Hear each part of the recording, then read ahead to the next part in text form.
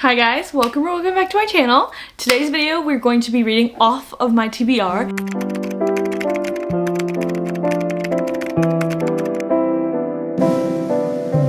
I have this one shelf filled with 18 books that I have not read yet. This is like my immediate TBR. These are the 18 books that I haven't read on my shelves yet. Some of them are more immediate, some of them are just having them because I will read them in the future one day. So the books that we're reading in this video today, I picked them out already. This is actually aiming the future. I've already read these books and it's taken like 2.5 weeks, maybe 4 weeks. I don't know the timeline of this video. I'm gonna show you the TBR first. Here's the TBR. I have Oathbound, The Atlas Complex, Chain of Gold, Wayward, All of Us Villains, and then I have A Little Life, Firefly Lane, Hamnet, Cleopatra and Frankenstein, First, My Year of Rest and Relaxation, Summer Sisters, Rebecca, Pride and Prejudice, The Great Gatsby, Frankenstein, Free Will, and then One Golden Summer. The books I chose to read were One Golden Summer by Carley Fortune. This is Carley Fortune's new release. I have every other Carley Fortune book. First one I think that she released was Every Summer After. Didn't care for it too much. It was just fine. It was just whatever. Marketed to me as very similar to Love in Other Words, and that was the book that really got me back into reading. I think in 2022, like July 2022. I read this because I liked Love in Other Words a lot. Then the next year, 2023,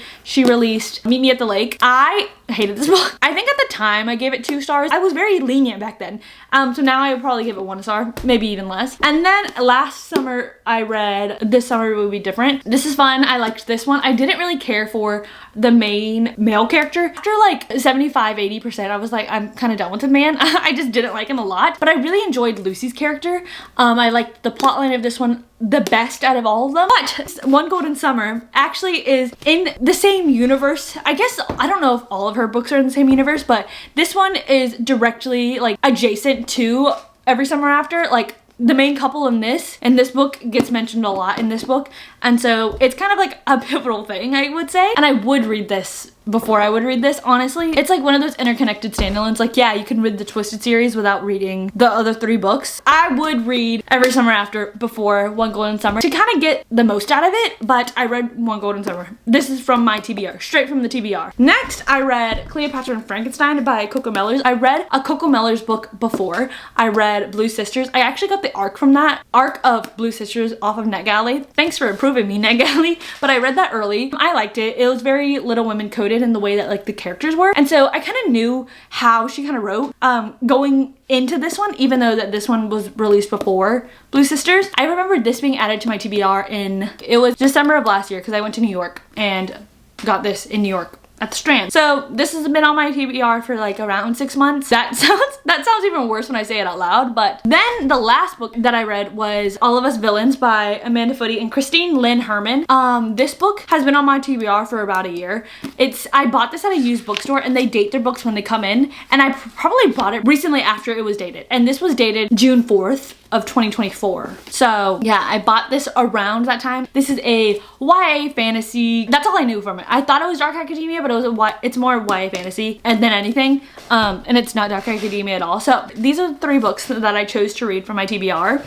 And yeah, roll the reading vlog. Hi guys, I'm starting a new reading vlog. I can't see you. New update. Oh my god, I haven't talked to you guys in a while. Like, reading vlog wise, I have an espresso machine now and I love it. It's life-changing, honestly. I have definitely already got my money's worth. I've literally used like 2 packs of Cafe Bustelo espresso grounds. If anybody ever tells me to grind my own coffee, I would rather die than do that, and I would just keep buying Cafe Bustelo. I am going to start reading One Golden Summer. I have read, I think, literally every Carley Fortune book, and I'm excited. I have high hopes because I've heard some good things about this book specifically, and especially the main male character in this book. And I think so far in all of Carley Fortune's books, I've never loved the main male character, especially in the third one that I don't know the name of, but I liked that one the best. I really liked the female main character and like the friendship she had with her best friend, who was, no, 80% onward, I remember. He gave me nothing. He just did nothing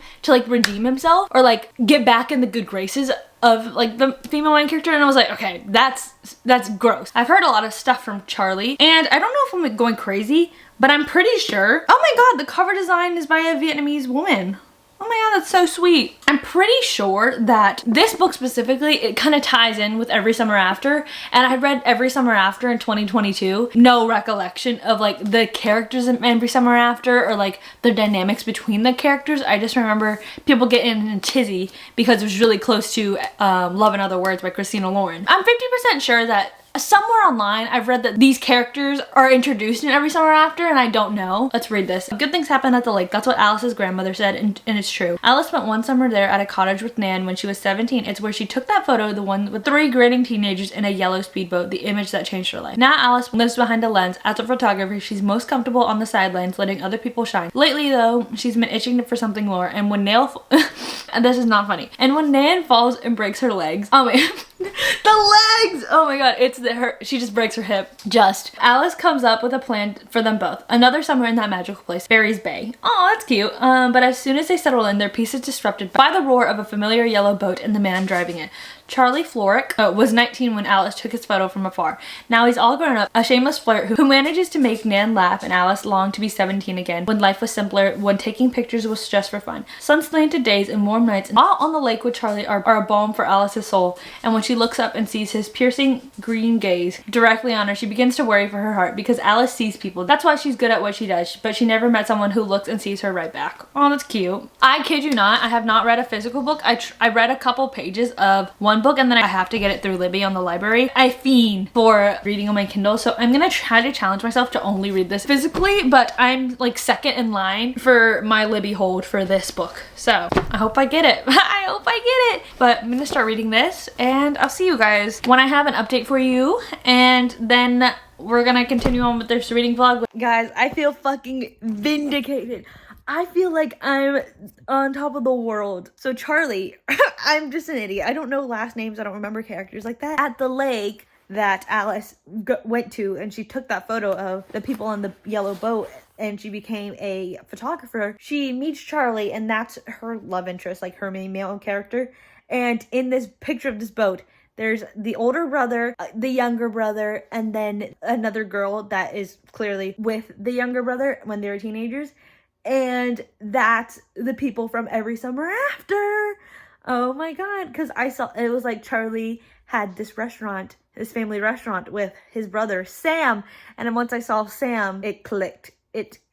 I feel like I'm so glad that I didn't go crazy and that I read somewhere or like had it like it was in the back of my mind. I either read somewhere or someone mentioned it in like a TikTok talking about the book that it's connected with Every Summer After, and I feel so vindicated that I was correct and that I wasn't having a manic episode misremembering information. So I'm glad. Hi guys, I am on page 320, I think of 370 something. I just really don't know how I feel. I think Carley Fortune's writing is fine. Like, it's nothing like I'm yearning for it. It's also nothing that I'm like, I have anything that I'm like super pointing out. I think sometimes she does like extra word choice, and not like and not in like a bad way, but like she just loves having like different adjectives and stuff like that I just wouldn't normally use in the situation. And sometimes, like, I'm gonna say, like, this example was really comedic, but there's also some instances that was just like too flowery, and it's just like you looked up, and hey, I'm not harping on it because I do it too, and when I was writing papers, I don't have to write papers anymore. And then you use synonyms for it, and it's just like I can like recognize that she does that. Like I can see that that's happening, or like she is meticulously picking out different adjectives that aren't widely used, like really popular and stuff like that. And so one time, I think the grandmother in here, Nan, in this moment was going for something comedic, and so something happened in the plot. Charlie, the main male character, wasn't shaving for a while, and so she was like, oh, I see Charlie, he hasn't shaved in a while, he looks a bit mangy. Mangy? Why are we adding that? And then like the next page, it's like Alice's take on the mangy comment, and it's just so like, I don't know why, it was just like, that is so unserious that like there was just no need to do that. It's like meant for comedic effect, but I was just like, what? Going into the different characterizations of the characters, I feel like Alice's only personality is her being a photographer, and I swear to god, I remember when I started reading this, for like the first 40 pages, it just kept on saying, oh my god, I feel so at home when I'm behind the camera. I feel so alive when I'm behind the camera. I feel like I can be so creative, like tell a different story. And that's fine for like the setup and the exposition of the character. But once I'm like 100 pages in and you're still talking about the photography aspect of her like career so in depth that it's just like honestly annoying at that point. Because like, yeah, I can see how it trickles into her life because she's being really stressed. I know it like that's really integral to the plot and like why she's at this lake house for the summer. I understand in that point that I'm not like ooh, I hate that, but like it's just like to the point. It's just like, I kid you not, I think every 2 to 3 chapters, and there's a lot of chapters. I think I'm like at the point of page 326, there are 47 chapters. Like that is a lot of chapters. And so the chapters are short. Every 2 to 3 chapters, there is some line of her getting her spark back, her losing her spark and love for photography, how photography helped her so much when she was 17, and how she doesn't know her place in the industry right now. And like, it's just always photography centered. And there's more interesting like inner childhood and like how she is placed in the core of her like family unit that are 10 times more interesting to me that we could have explored. I probably have 50 more pages to read, and I don't know if it's gonna get into that because we are due for a 3rd act breakup, 3rd act conflict, and so I know I'm preparing for that, and that's why I started filming again, because I was like, I need to get me a time lapse. Her character centers around photography too much for my liking, that it feels like she's very one-dimensional. And I feel like Charlie, we're not getting too much of Charlie. He's leaning towards being super one-dimensional, but he also has a lot of trauma, and since we're not in his POV, I don't see a lot of that like inner monologue and like thought and stuff like that I do with Alice. And so all of her thoughts are photography. All of her thoughts are photography. I feel like Charlie's a bit more intriguing because I know a little bit about his past, because of every summer after his past family unit is being discussed and stuff like that. And so, but he is leaning towards being one-dimensional a little bit. And so there's that. I'm not really obsessed with any of the characters. That's all I really have to say. But I do like Alice. I like her personality when she's not all about photography, and that's a majority of her personality. I think she's really like interesting. I told you, like, I wish that something else was explored a lot more. We get hints of that. It's like 60-40. 60% is of her personality is photography, and then probably that's an overkill, but then 40% is the other stuff that I see is really interesting. And so I just wish we were at least 60% of her other personality, and then we can have 40% photography. Yeah, I mean, like, your job is really important, but like, I'm not seeing anything about Charlie being like a banker. No one's caring about that, and so the photography is just a little much. It's just a little overkill in my opinion. Sometimes I speak like thoughts about books, and then like I form my opinion as I'm word vomiting, because I never really like realized that like, oh my god, there's so much photography. And then I'm like thinking back and like points to prove my overarching argument and like point, and I'm like, damn, like I'm making a good argument. And I agree with myself. Duh. I'm gonna read the last 50 pages.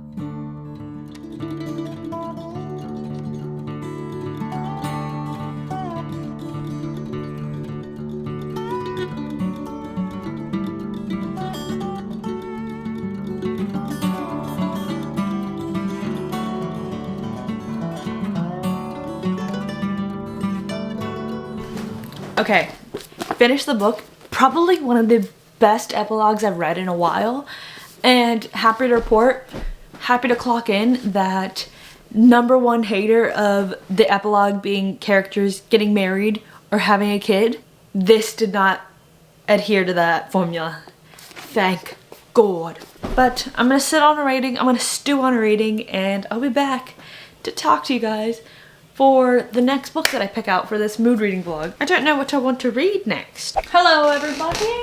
I'm here to talk to you guys about my update. I figured out what book I'm gonna read every summer after. I've decided to theme this reading vlog, and I was like, okay, I can just read stuff off my physical TBR. I started reading Cleopatra and Frankenstein. I bought this book in the Strand when I went to New York in December, but it's been on my Kindle library for a long time, so I've been also just reading it on my Kindle as well. I read a couple of chapters physically, but if you see this is what I'm reading right here on both of these. Cleopatra and Frankenstein, it was Coco Mellors' debut, and I've also read Blue Sisters by Coco Mellors, and I gave that one 4 stars. I read the arc for that. I remember when it first released, no one was really talking about, like, it was getting like traction because Coco Mellors wrote this and like people were talking about this, but then Blue Sisters started like popping up a little bit more, and I feel like when people talk about Coco Mellors, they always talk about Blue Sisters. Nowadays, I feel like Blue Sisters was it kind of like resembles Little Women in that area, and it says it somewhere that it's a Little Women retelling inspired by Little Women and stuff like that. And so you have like the sisters. I feel like these characters are way more I would say familial relationships like that, and like sisterhood, and the way that Coco Mellors depicted that really resembles like a lot of like feminist like films and stuff like that, and just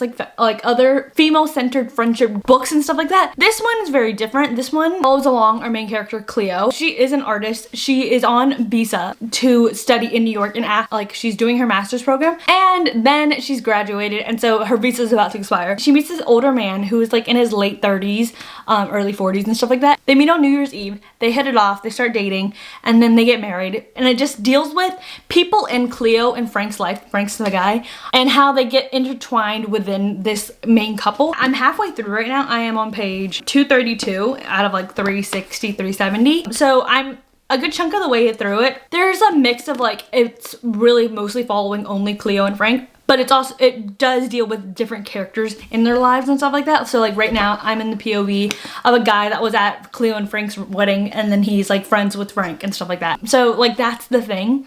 And how like their lives are changed, and like how their lives just intermingle with Cleo and Frank. Cleo, she's younger, and so she automatically knows how people view her and her relationship, and her mother has history of like mental health issues, and so this book deals heavily with Cleo's mental health as well. I wouldn't say I'm loving it, I wouldn't say I'm hating it, I'm just very meh about it. Right now it's like a 3 stars. I like Cleo and I don't like Frank so it does what it's supposed to do in the sense that like that, but I don't know. I feel like as I've gone on with it, I am feeling more invested into it. I think just like plot lines are getting juicier, but I do miss like some of the characters that we already seen. Like I don't know if I'm ever gonna get those POVs again, except for like, because we've repeated like Cleo and Frank, but I don't think I'm gonna get other characters that we've already previously seen that are not Cleo and Frank. Yeah, I think this book is beautiful. I wouldn't say it's my favorite to read like physically because the font's a little small for my liking, and my liking is just like sometimes without my glasses I cannot see, so there's that. So I have to read this with my glasses on. I want to finish this pretty soon, and then I can bring my next book when I'm overseas. I don't know what I want to read. I don't want to read like strictly another like literary fiction type of book. That's that. I think I'm around 60% of around this book. Frank is a freak. That's all I have to say. At like around 50% you see why Frank's a freak, but like Frank is a freak. That's my update, and that's that. Hi guys, I'm back from traveling. I'm back from London. I brought this book with me, and then I brought my Kindle as well. I barely read a lick of anything. I think I read around 48 pages from the start of this book. So I was on page like 48 or 50 for the longest time, and then traveling back, it was a nightmare, and I read a couple pages of that. So now I'm just reading this to finish it basically. I'm not really obsessed with this at all. Like it's just not grabbing my attention at all. The whole like concept of it is really good, but I just really can't get behind this book. It's not even like the writing's bad, it's just like I'm just not wanting to read it. And maybe that's like a slump thing.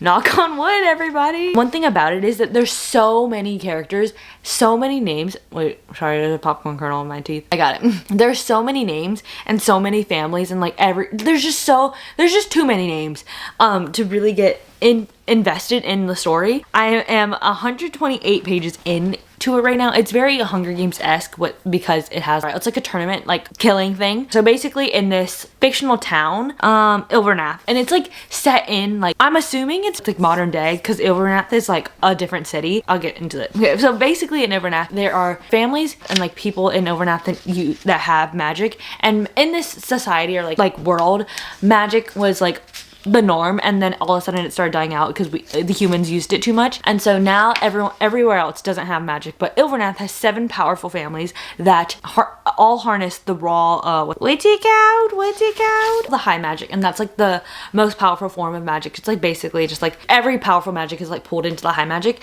And so these 7 powerful families are all like, are they witches? Like, I don't know, they can harness power. I'm just gonna say it, they're all witches because they do like curse work and like just other spells and stuff like that, so they're witches in my head. So there's 7 like witch families, all want to use the high magic, and so their government in Ilvernath have decided that every blood moon, every 20 years there's a blood moon, and so the blood moon marks the beginning of the tournament. And so the tournament is these 7 powerful families that like control the high magic are burdened with the task of picking a champion, and then those 7 champions battle out for 3 months. Whoever the last one standing is, that family wins the like high magic, like, and like they're the only family that can use the high magic for 20 years. And so yeah, it's all like very powerful. It's like all very nepotism type of thing. Like these 7 families were powerful in the past, and now they are reaping the benefits of still being powerful, even though in this like world, okay, we're following around 4 characters, and that's already a lot. There's 4 different character POVs that we're like going through. So, like I said, there's 7 families, so I'm not getting 3 perspectives from this tournament already. The low family is like the most powerful. They dominate the tournament, and they always like win the high magic and stuff like that. And so all these other families are like kind of sick of the low family and stuff like that. And so the low family, each family has their own baggage and stuff like that, so the low family is like always winning the tournament. And so now it's time for the tournament to come, and now that these teenagers are being chosen to be the champion and stuff like that, blah blah blah. So like I said, we're getting 4 character POVs, but there are so many names within these families because there's each family's last name. They each have like people in the family that aren't the champion. They like, it's just siblings, everything, family, friends, all the connections. They're hard to keep up with. And so also there's drama. And so now that the use of magic is now like put out into the world, like everyone knows that like these families are still using magic, even though that the world has thought that magic has died out forever. And so people are becoming aware that Ilvernath and these families are holding this tournament to keep magic, and like slaughtering their children to be able to have power for that family and stuff like that. And so now there's like protest, like protesting the tournament and stuff like that. And so now the like other government, I'm picturing that everyone's British, and so now I'm thinking like the UK government and like the British government have like kind of like weaseled their way in into like Ilvernath like state government basically. There's that dynamic right now. Also because the whole reason like everyone knows about this is because there was this gossip book that got released in this universe that talks about like everything, like all gossip between all the families, the lore of the tournament, and it's being brought into like the outsiders' lives and stuff like that. And so that book has a lot of power in this world because it's like showing everybody. And so this book, it's supposedly made by one of the Greaves, and so the Greaves is a family that has not been taken seriously in the tournament at all. They're always like dying. They're like never even a thought. They're like the District 12 of like this universe, and they're like, oh, just those guys, they're just gonna die in the tournament. A Grieve has supposedly written this book that tells all the drama and everything about Ilvernath, and so like that book is very powerful in this world because it brought in like a bunch of different people knowing about the tournament. And so this is a duology. I am 128 pages in. The whole reason I wanted to do this update is because I wanted to update you that I was not reading for the longest time. Like, I'm not really engaged, but there's this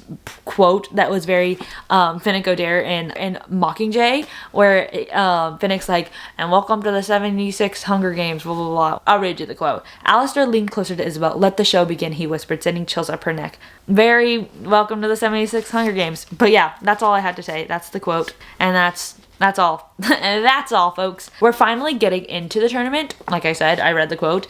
128 pages in. And this tournament, it spans 3 months, but if like one person is left standing before the 3 months, they're the champion. But apparently, no, if there's not one person standing at the end of the 3 months, none of the families get the magic. Everyone goes 20 years without the magic. Isn't that insane? That's crazy. I don't understand why we can't just share the magic, but hey, that's just me. Now that the reading vlog has been finished, I don't know if I gave you any of my reviews on the book specifically because it has been so long. But I'm gonna start with the first book that I read, which was One Golden Summer by Carley Fortune. I don't know if I put down a rating at all. I don't know if I even like came to a consensus on any of these ratings. One Golden Summer by Carley Fortune, like this is directly in correlation with Every Summer After by Carley Fortune, which was her, I would say her first book. I don't know if she's, this one came out in 2022, I'm pretty sure. And it like made its round around then. And I don't know if this was her debut. So this is an earlier work by Carley Fortune. That's all I'm gonna say. But this one, the couple, Stephanie and Sam, they are directly in this book. And so you kind of need to know what kind of happened to them and like some backstory to getting into this one. I would say it's like pretty important, honestly. Sam is our main character in this book, Charlie's brother. So you get a lot of like Sam's backstory with his family and stuff like that and how that continues on in this book. So I would say read this. Our main character, Alice, she is a chronic people pleaser. Yeah, she doesn't know how to ask for things to like that she would say burdens others, and so she's a chronic people pleaser, and she kind of like burns herself out because she just wants to do all this other stuff for other people and not like and do all the stuff for herself by herself and not rely on anybody else because she feels that like that bothers everybody. Mixed in with people pleasing, she's burnt out, but she's a photographer. And oh my god, I forgot she was a photographer. Now that I'm okay, yeah, now I know what I'm gonna rate it for definitively. Yeah, she's a photographer, and then her grandmother has a accident. She breaks her hip, and so now she has to be the full-time caregiver of her grandmother, and so she takes some time off from photography because she's honestly not feeling the passion for it anymore. She's like in the, I wouldn't say freelance like thing, but she's pretty popular, but she's doing stuff that she doesn't believe in and she's not like really passionate about, like, and so she's kind of in a rut. And so once her grandmother has this accident, she steps up and is like, I will care for her. And because of this rut and because her grandmother is feeling sad for being like just honestly immobile right now because she can't do anything because of her hip, and so she goes out and she remembers this one summer where she was at this lake house. Like this lake house, and that summer changed her life because it brought her into the world of photography and how much she enjoys it, and like that impacting her and her career and her future self. And she remembers her grandmother having a great time at that lake house as well. And that lake house was owned by her grandmother and her grandpa, who has died, but it was owned by their friends. And so she calls up her grandmother's friend and is like, can we stay at this lake house for the summer? And so they're having another summer at the lake house, and so her and her grandmother are staying at this lake house by themselves. And little did they know that this other man, Charlie, is kind of like looking after the lake house, and he is like there to help along with the lake house while they're there for the summer. And so Alice and Charlie obviously start getting into connection, I guess. They just start like becoming friends. And so I think the friendship aspect of this book was super sweet. I loved the transition from strangers to friends to lovers. I'm a strangers to friends to lovers stan. I love, which is like everything. That's like 90% of relationships, but I just like strangers to friends more than friends to lovers. Being friends for so long and then all of a sudden like switching up, that's crazy to me, or because that has like hidden angst in it, because you know what I mean, like it's just different. It's just different than strangers. I like Charlie's character. I wish I was given more of Charlie's character. He puts himself out there as a very bubbly, fun, optimistic person, and he's just always happy and like always like joking around type of beat. Alice is very people pleasing, like I said. She's also very like kind of shy. She grew up really shy and not really getting a lot of attention from other people, and so she to herself, she doesn't like showing her personality too much. Something about the writing in this and the fact that I was told that Alice was a photographer, I would say this book is 300 pages. It was in this book at least 250 times. It was insane to me. The passion for photography wasn't really shown. It was just that she lost her passion. It was just like stated that she lost her passion. She likes photography and that's her job. And that was said multiple times, but I didn't feel the passion for her photography or like her career or anything like that at all. That part just didn't really click for me. Like I said, I also really wanted a little bit more of Charlie because this is all in Alice's POV, and so I'm a proponent for like non-dual POV books as well, but like I feel like this could have lent a lot to seeing how Charlie's inner monologue is. I think that was what I would change, I guess. But yeah, overall I enjoyed the book. I just could not deal with Carley Fortune saying that Alice is a photographer 40,000 times. It was insane to me, and I was like, girl, I get it. She's a photographer. I'm giving this 3 stars. It was gonna be 3.25 stars, and then I remembered how much she was talked about being a photographer, and that really bumped it down for me. So this is a 3 stars now. The next book I'm gonna be talking about is Cleopatra and Frankenstein by Coco Mellors. This book, we follow our main character, Cleo. And so it actually follows a bunch of different characters, but Cleo's our like definitive main character. She's 24. She is from England. She's doing school, like art school in New York on a visa. She meets this man, Frank, during New Year's Eve. And so she's like kind of in a rut right now because like she wants to pursue art. Like that's her dream. But she's on a visa and she's graduated. So she has to go back home if she doesn't get a job or marry somebody. Frank's an older man. He's probably like mid 40s, I would say, like late 30s, mid 40s. Yeah, it kind of just follows them in their relationship because they do end up getting married. She ends up being able to stay in New York because of the marriage, but it also follows along other characters in Cleo and Frank's lives. And so their lives are very messy. You can see the inner monologue and the differences between them and how their marriage unravels as time goes on. And this deals really heavily with mental health. And so there are triggering things in here, really. So if you are easily triggered, I would look it up, but like that's like the later half of the book, but you kind of get into the mindset. You're kind of like establishing into this dynamic between Cleo and Frank, and then it just kind of all blows up. I did end up liking the ending. I liked the progression of the story, and it felt very real and raw, and so that's why I did enjoy it. Yeah, I'm giving this a 3.25 stars. I did enjoy it. I think sometimes I didn't need other added characters. I kind of just wish I was in Cleo and Frank's lives and this other character a lot of the time. There was a part in here that was like actually fucked up. I was like, holy shit, this is insane, certifiably insane. So beware going into this, but I liked the writing. I think Coco Mellors just writes very, I don't know, it's not very distinctive, and it just feels like I'm reading a nicely written literary fiction book that kind of like really dives deep into certain characters and their mindsets and stuff like that. So I enjoy reading her books. I do like Blue Sisters more than Cleopatra and Frankenstein. I think the storyline and how everything like unraveled in this book was really good. So 3.25 stars for Coco Mellors. Next and last, I have All of Us Villains by Amanda Foody and Herman. This book took me 10 days to read, and for a lot of it, I was not reading it. It took me so long to get into this book, and this book, I don't know. I don't know if it was me. I could be in a slump, and I'm kind of pushing myself, trying to get out of the slump, but I would say I am in a slump. Maybe it was a slump. Maybe I was just really not engaged with this book at all.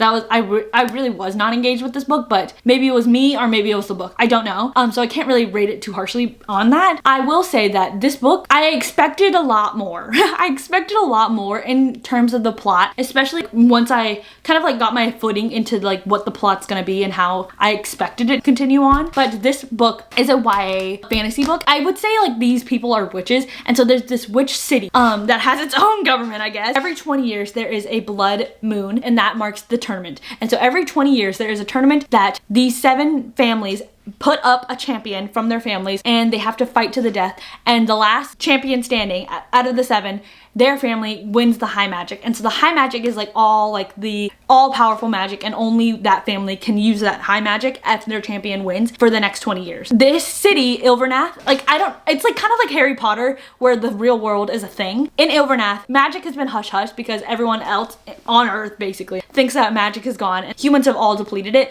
But Ilvernath knows that magic still exists, and the high magic is the all-powerful magic. Only one family can use the high magic, but there's also like other types of magic. You can make curses, spells and everything like that, and so magic is still in use, but the high magic is the all-powerful magic that you want to have. The tournament happens.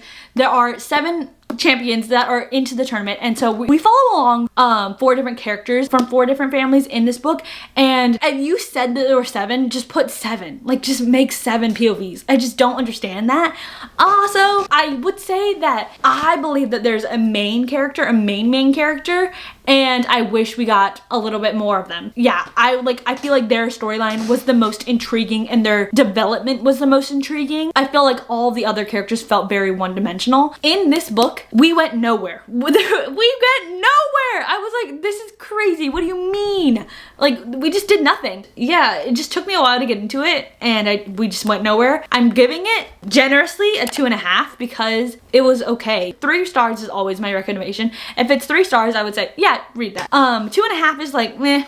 go with caution. Yeah, I didn't really care for the characters. I feel like they all felt very one-dimensional. Really, I feel like none of them kind of went through character development except for the one character that I believe that was the main character. Also, the fact that we only have 4 POVs out of the 7 characters that were in here, and I was like, there's 7 in the tournament. Get all 7. The magic was never really like explained a little bit more. It was like all these curses and these spells were talked about, but like I don't really know how these are coming to be, especially with the high magic. I guess like there's other types of magic, but like the high magic, I just didn't understand it. I just didn't care for it. Oh, also in this book, there is Overnath. That's the only city that know that the high magic exists. And so a book gets published within this book and it just spills all the secrets that were in Overnath and all the 7 families and how they partake in this tournament. Now the outside world knows about this and there are now protesters about this tournament that want to shut down the tournament because they just believe that these kids are being sent in for slaughter, which is true. So I feel like that aspect of the book I really enjoyed. I feel like we could have ramped it up a little bit more. I feel like maybe if that was ramped up a little bit more, that would fall too into the Hunger Games aspect of like you are sending these children to die. Once we got to the tournament, that was like 100 pages in. I was like, okay, I'm kind of more intrigued, but like overall nothing really happened and the characters, I just didn't care for them, so I couldn't really root for any of them except for one, but there's that. So 2.5 stars. And those are all the books that I read from my TBR. I hope you guys enjoyed this video and my ratings on them. Okay, I haven't made a reading vlog in a while, so sorry if this was jumbled. I hope you guys enjoyed this video nonetheless. Like, comment, subscribe, follow me on all my socials. They're all down in the description below. Goodreads, TikTok, Instagram, and I'll see you guys in my next video. Bye!